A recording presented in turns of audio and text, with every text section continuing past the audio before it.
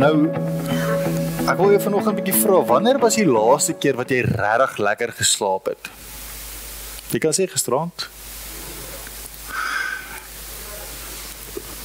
Wie het gisterand regtig lekker geslaap? Dit was nou, hierdie was nou 'n lekker slaapie. Wie het bietjie rondgerol? Wie het bietjie laat gaan slaap? So 'n bietjie lank op die foon gelê en so aan. Cupcakes versier. Ja, alles dood het ook 'n oorsaak. Waar slaap jy die lekkerste? Kom ek vra dit. Maar dan is jy voor die TV, ek is super skuldig en my pa het altyd gedoen en ek het gedink, kan hy nie wakker bly nie, die storie is interessant. Ag nee, wat? Diegene is toe beslaan toe baie sterker deur as wat ek wil herken. Dit raak maar baie lekker aan die slaap, selfs al geniet ek die storie. Of wie het al lekker in die kerk geslaap? Julle moet eerlik wees nou. Niemand nie, sies julle jok. Wie slaap lekker by hulle eie? Die lekkerste slaap is by jou eie huis. Ek weet, party mense sukkel om aan die slaap te raak op vreemde plekke. Selfs as hulle op vakansie is, dan sê hulle, ja, dit is so 'n vreemde plek en goed. As ek by die see is en die see reis daar buitekant, dan slaap ek soos 'n klip. So ek het ook nog nooit daai probleem gehad nie. Maar daar waar dit vir ons gemaklik is, nee. Daar waar ons tuis voel, daar waar ons 'n slag ons koppe kan afskakel van werk en stres en alles wat moet gebeur, dan slaap ons lekker. Of soms bom ons net eenvoudig uit. En dan gebruik ons slaap as 'n manier om te ontsnap. Ek wil net wegkom.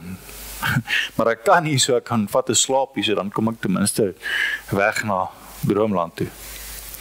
Waar dink jy pas slaap in by jou geestelike vorming? Wat as dit een van die plekke is waar God jou juist die diepste vorm? Nou, ons begin vandag met 'n nuwe reeks, gebaseer op Tom Smith se boek Vind God in die Gewone. Hy is beskikbaar by Koenboeke en oralster, so jy is welkom om vir jouself aan te skaf in hierdie tyd, maar ons gaan hoofstuk vir hoofstuk deur dit werk. En dit is presies waaroor dit gaan, om God in die gewone van ons lewens te vind. En is amper meer ontdek, want ek kruip nie weg nie, ons hoef nie om te gaan vind, soos wat ek nou 'n naald in 'n wymeet vind nie, dit is meer raak sien, as wat dit vind is. Want ons is dikwels in ons eie manier van dink so vasgevang, in dat mens kan net met God connect, as jy Bybel lees en bid, nie? Baie gestruktureerd stilte tyd hou, vir ten minste 'n uur elke dag, en dan, soos, waar wil jy, moet ek die inwerk, in my dagskedule in.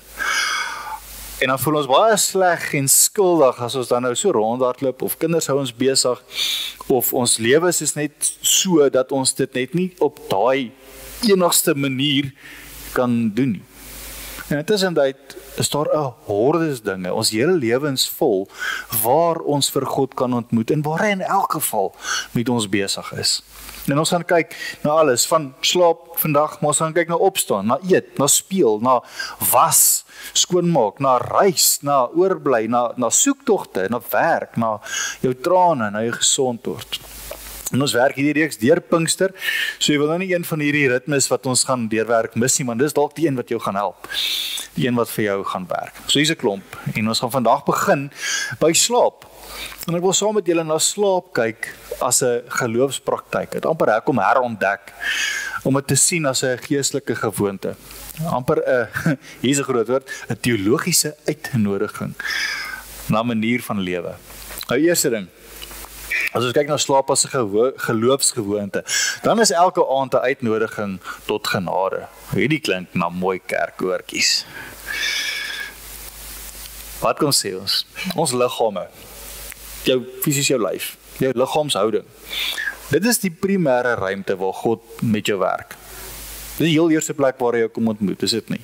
Jy is tog 24 uur, 7 dae 'n week in jou lyf, reg? Dis waar jy is. En slaap is die manier waarop die natuur ons elke se battery kom herlaai. Waarop ons ons moeg is, gaan slaap ons, sodat ons ietsie kan weer krag kan kry. Jy kan net soveel monsters drink, of soveel Red Bulls, dan bom jy in elk geval uit, dan sê jou lyf nee. So wanneer ons bed toe gaan, dan maak ons onsself gereed om slaap te ontvang, soos 'n geskenk. soos 'n gawe, nie soos ietsie wat ek kom verdien het nie. Mense sê baie keer, jy gaan verdien nou 'n goeie slaap. Maar eintlik is dit, eintlik smag ek na 'n stukkie geskenk. Soos dat jy na 'n lekker sjokolade smag. Maar wat ons dalk besluit, goed, ek kan nou my oë toemaak, ek gaan nou slaap, maar is min van ons wat net met 'n vingerklap dadelik aan die slaap raak, nee. Jy moet so 'n bietjie rustig raak, 'n bietjie jouself net afskakel. Slaap is amper 'n daad van oorgee. Ek moet laat gaan van alles wat my wakker hou, en dit maak daarvan amper die perfekte geestelike dissipline. Want dis oorgawe, is oorgee na God toe. Dis om in die nag te sê, Here, ek laat gaan. En elke nag is amper 'n oefening in vertroue. Ek gaan lê sonder beheer. Ek vertrou dat die alarmsisteem gaan werk. Ek vertrou dat die elektrieseining gaan werk. Ek sit nie die hele nag en monitor dit nie. Ek vertrou dat die Here na my gaan kyk. Ek vertrou, ek gaan môreoggend opstaan. Dis nie 'n gegewe nie. Dis 'n ritme, maar ons doen dit. Hoe kom ons hierby uit? As ons kyk na Romeine 12 vers 1, die boodskapvertaling pak hom 'n bietjie meer uit as wat van die ander vertalings doen. Hy sê, gee julle hele lewens vir God. Julle gewone, alledaagse lewens, julle eet, slaap, werk en speel as 'n offer vir hom. Ons ken dit dikwels te sê, gee julle self as 'n heilige offer aan God, maar julle self ompak uit na eet, slaap, werk, speel, alles. Gee jouself en jou slaap ook as 'n offer aan hom. Nou, slaap herinner ons dat die lewe 'n antwoord is. Die lewe is nie 'n oorsprong nie. Wat bedoel ek daarmee? Ons lewe 'n antwoord op dit wat God vir ons gee om te doen. Hy is die een wat initieer. Hy is die een wat dit aan die gang sit. Hy initieer ons lewens. Dis nie ons wat dit self uitgedink het nie. Al dink ons dit soms. En al dink ons is soms oulik. Ons lewens en dit wat ons daarmee doen, dit wat ons vir God kom bied, is 'n antwoord. En dit sluit elke aspek van wat ons doen in. Slaap kom wys vir ons, God is die een wat eerste werk. Hy initieer, soos ek sê. Ons sluit net aan van ons kant af by dit wat reeds aan die gang is. Dis 'n uitnodiging om God in die alledaagse dinge wat ons doen te volg. Nou, hoeveel ure is, kom ons kyk, party mense sê, jy moet 8 ure slaap in kry. Wie kry 8 ure slaap in?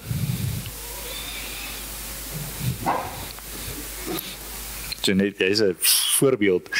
Wie kry 7 ure slaap in, min of meer? Wie kry 6 in?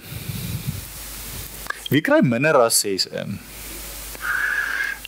Ons moet daaraan werk. Jy moet begin rooibos drink in die aand. Kom ons werk met 'n 6 ure ding. Ek weet nie, ja, 8 ure is baie. Maar kom ons sê dit vat omtrent 'n kwart tot 'n derde van jou 24 uur. Deel dit dan nou op in jou hele lewe in. So 'n kwart tot 'n derde van jou hele lewe is jy aan die slaap. Dis baie, nee. So om te dink, God kan net met ons besig wees terwyl ons wakker is 'n bietjie vreemd. Want dan sê, as ons sê, ons hele lewe behoort aan God, maar daai derde of daai kwart nie, want hy is mos nou nie besig met jou terwyl jy slaap nie, dan so 'n derde of 'n kwart van jou lewe is hy nie met jou besig nie. Nee, hy is juis. Selfs wanneer jy jou oë toe is en jy onbewus is. So dit is 'n geseënde geloofsgewoonte, want juist dan is hy juist met jou besig wanneer jy regtig amper niks kan bied nie. Nou, in die Hebreëse ritme van tyd, werk tyd 'n bietjie anders as hoe ons in ons westerse wêreld daaroor dink. Vir hulle die dag begin met rus. Die nuwe dag begin vanaand, nie môreoggend as die son opkom nie.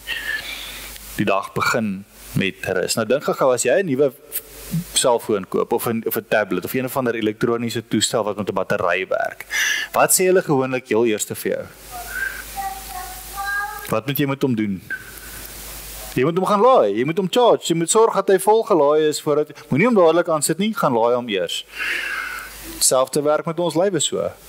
Jy moet eers gelaai word voordat jy die dag kan aanpak. Selfde ritme wat hier so in die gang is. En hierdie manier van dink was byvoorbeeld hoekom met die kruisiging kom die Jode Jesus se liggaam fisies voor son onder van die kruis wou afhaal, want die volgende dag was die Sabbat. En dit sou teen sononder begin het. So, dis maar net om dit bietjie in daai konteks te stel. So dalk moet ons 'n slag aan ons slaap dink as die begin van God se nuwe werk. Nie die einde van ons dag nie. Dit sit dinge nogals bietjie op 'n ander plek neer, nie. Nou, die kerk oor die eeue heen is, en die kerk praat ek van die breë kerk waaruit ons almal uitkom, die tradisie waarin ons is. Aandgebede is ietsie wat nog altyd gebruik is. Dit is nie 'n nuwe ding nie. Dit was nog altyd deel gewees van die ritme waarin ons eintlik onsself bevind. Ons is dalk net nie bewus daarvan nie. Gemeenskappe soos die Thaisy gemeenskap in Frankryk doen dit ook al vir baie eeue, baie gestruktureerde maniere en daar's 'n klomp sulke voorbeelde. Nou Sint Ignatius van Loyola het 'n eksamengebed. Nou dit beteken nie eksamen wat jy gaan skryf toets nie. Dit beteken eksamen soos jy examine yourself. Jy kyk na jouself. En dit is eintlik nogal so 'n maklike voorbeeld van 'n aandritueel. Dit het net 5 bewegings. Jy het 5 vingers, jy kan dit onthou. Nou die eerste ene gaan oor dankbaarheid. En hierso reflekteer ons oor die dag. Ons kom kyk, soos ons nou ook gedoen het, ons kyk bietjie terug, wat het vandag alles gebeur. Maar ons kyk baie spesifiek, ons kyk om dankie te sê. Ons kon sê vir die Here dankie vir die mooi dinge wat jy kon beleef. Nou, party mense hou 'n dankbaarheidsjoernaal, 'n gratitude journal. En navorsing het 'n interessante ding bewys. As jy hierdie praktyk, hulle noem dit die praktyk van gratitude, praktyk van dankbaarheid. As jy elke dag 5 dinge kan opnoem waarvoor jy dankbaar is, en jy skryf dit neer, jy maak 'n punt van hierdie goed. Mense wat dit doen, se geestesgesondheid, jou mental health is beter. Dit bevorder dit, want jy begin jou gedagtes in te stel op dit waaroor jy dankbaar kan wees. Dit het regtig 'n effek op jou lewe. Dit is nie net hierdie popsielkundige goetertjies nie. Dit is 'n navorsing het hierdie goeters begin bewys. So dit klink dalk okay, maar as jy dit begin toepas, dan is daar nogals actually effekte hiervan. Nou, hoe koppel jy dit aan gebed? So skielik het dit dubbel soveel krag. Tweede ding is nabetragting. Met ander woorde, jy dink oor hoe jy God in hierdie dag ervaar het. Waar jy hom dalk gemis het, waar jy dalk nagelaat het om die uitnodiging om liefdevol te leef, bietjie versuim het. So waar het ek vir God raak gesien? Ek het nou gekyk waaroor is ek dankbaar, maar nou kyk ek oor waar het ek hom raak gesien en waar het ek dalk half so bietjie hom gemis. Die derde ding gaan oor treur. Nou dit is nie treur net om heilerig te wees nie. Maar dit gaan oor om te kyk na wat het in hierdie dag gebeur waaroor ek hartseer is. Dis weier as hartseer. Wat het gepla? Wat was nie lekker nie? Wat was problematies? Waarom het ek gesukkel? Wat is my uitdaging gewees? Watter gebeure weier as myself maak my ongelukkig? Wat affekteer my verhoudings? As jy gewoon na die nuus kyk, maar ek hou nie daarvan as mense so maak met ander mense nie. Ek hou nie daarvan om nuus te lees van mense wat hulle ouers sleg behandel of wat hulle kinders sleg behandel of julle ken al die stories en die goeters op die nuusberigte. Wat is hierdie goed waaroor ons hartseer moet wees as gelowiges? Maar dit bring ons by die vierde ding. Om vergifnis te vra, want hier gaan dit oor ons eie optrede. Hier kyk ek nou na myself. Waar ons dink of ons dalk vir iemand anders ter se hartseer verantwoordelik was.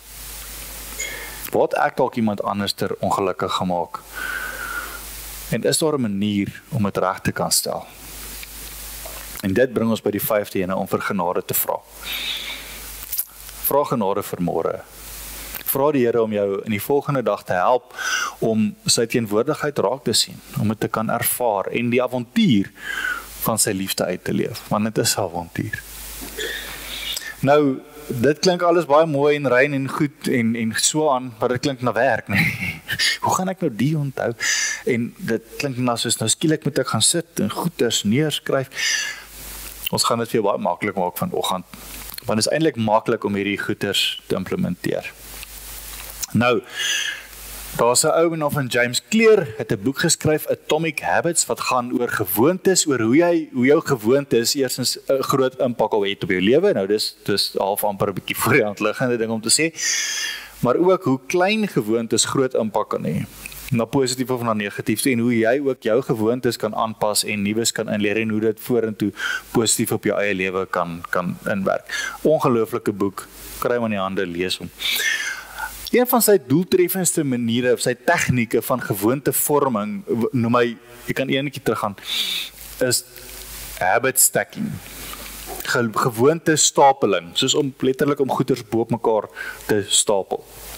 Met ander woorde, as jy 'n nuwe gewoonte wil aanleer of wil implementeer, dan werk dit die beste om dit in 'n reeds bestaande roetine in te bou. Om te gaan kyk waarmee is ek in elk geval reeds besig en dit dan deel daarvan te maak. Nou dink ek gou 'n bietjie, wat is jou eie aandroetine? Net voordat jy gaan slaap. Wat doen jy tipies? Ek weet party daar verskil mos af van ander, maar wat is jou tipiese gewone roetine? Kom ons kyk gou daarna 'n voorbeeldjie. Jy gaan skakel die huis se ligte af. Jy gaan badkamer toe en borstel jou tande. Gaan trek jou nagklere aan, jy klim in die bed en dan skrol ons vir 'n halfuur op ons fone. Ja? En dan gaan slaap, ons probeer. Want ons het dan net ons breine wakker gemaak en dan probeer ons slaap en dan wonder ons hoekom ons sukkel om aan die slaap te raak. Ander manier kan wees, gaan skakel die ligte af, jy doen dit, en skakel jou skerms af, gaan badkamer toe en borstel jou tande, trek jou nagklere aan, jy doen dit in elk geval, klim in die bed, doen dan 'n aandgebed en slaap dan. Dis een. Ander een sou wees om te sê, gaan skakel die ligte af en jou foonskerms en die TV. Doen dan 'n aandgebed terwyl jy nog met die foon besig is, so dan kan jy nou mooi neersit. Gaan dan badkamer toe, borstel jou tande, trek jou nagklere aan, klim in die bed, slaap. Sonder om nou verskriklike skuwe te maak en allerlei plannetjies en nou moet jy tye inwerk en goed, net te gaan kyk, wat is my eie goed? Wat doen ek in elk geval? Met ander woorde, jy bou vir jouself 'n slaapliturgie, weer kerk groot woordies, 'n geloofsritueel rondom slaap, 'n patroon. En gaan vind uit wat vir julle werk. Wat werk in julle gesin, vir julle as man en vrou, vir jou waar jy is. Wat is die opsies wat vir jou werk? Toets 'n paar. Moenie net as iets een keer nie gewerk het nie, nee, hierdie gaan nou glad nie werk nie, ek gee nou sommer op. Nee, speel 'n bietjie hiermee.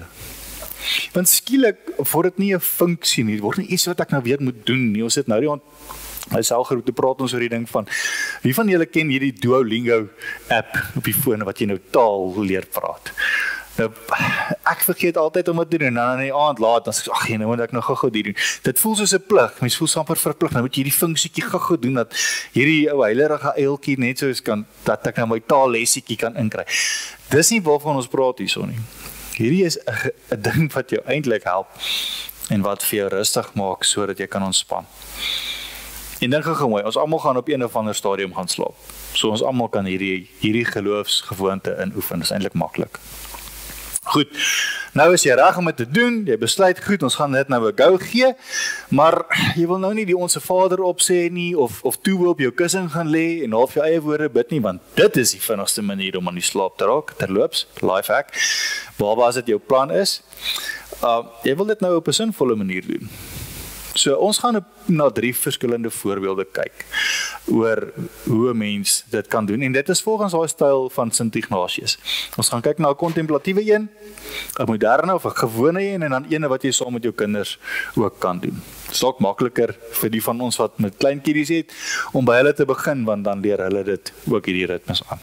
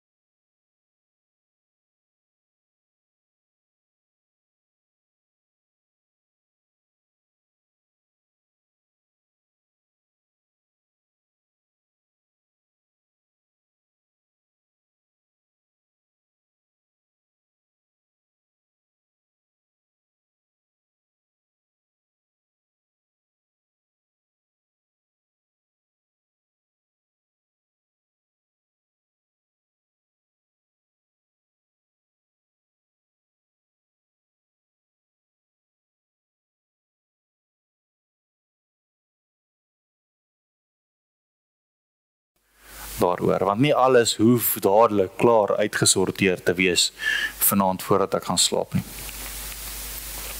Want God werk ook aan ons drome.